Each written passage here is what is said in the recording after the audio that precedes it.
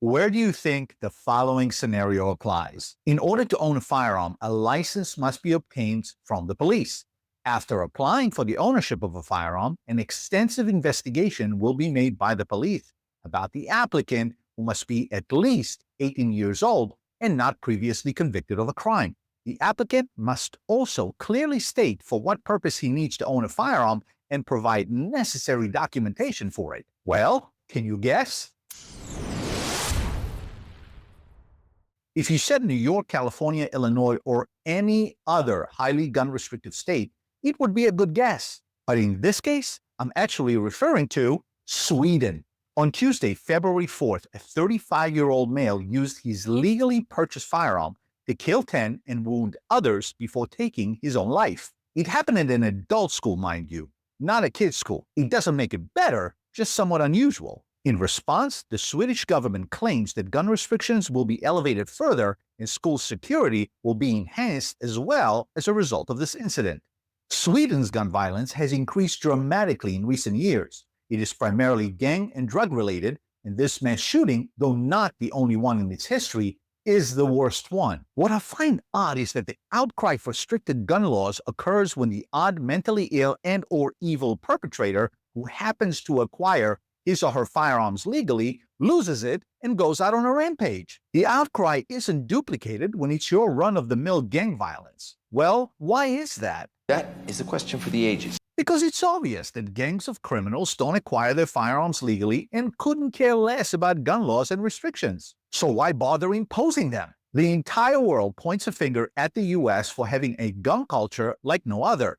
And that's why we have so many mass shootings, blah, blah, blah. How do you spell blah, blah, blah? Yet the US is ranked 104th by multiple independent studies in gun deaths per capita. You must be kidding. This video isn't about research and stats, nor is it about defending our gun culture. We shouldn't have to. We ought to be proud of it because it does a whole lot more good to our way of life and national security than bad. If you really care about the truth of how the US compares to the rest of the world, the research is out there. Every year, I have many students from around the world wanting to shoot guns because they can't do it in their country.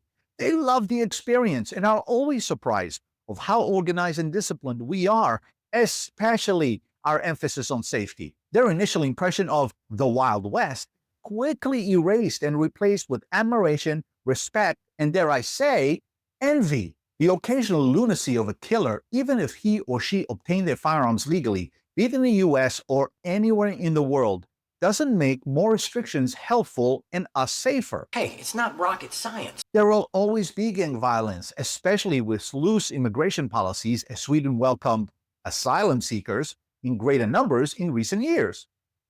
We're seeing the consequences of it right here at home. However, if the strategy is restricting further the people who are not the problem in the first place, just because the occasional normal law-abiding gun owner lost his or her mind and went on a killing spree, it will never succeed in curbing gang violence and terrorism, nor will it prevent mass shootings in the future because mental illness, PTSD, desperation, and rage will never cease to exist. Try to save the world from annihilation! In my opinion, the real crime is punishing the future victims of these incidents by restricting their ability to protect themselves when their number is called. Let future victims decide for themselves if they want to protect themselves and their families with specific tools. If they don't, it's on them. For the rest of us law-abiding gun owners who are abiding by the rules, spewing emotionally charged reactions on mainstream media to appease the masses after the fact is nothing more than ineffective, empty promises that do nothing to make us safer on the streets and in our schools. As Sweden and every other country that experienced a mass shooting and gun violence discovered, they can try to restrict guns all they want.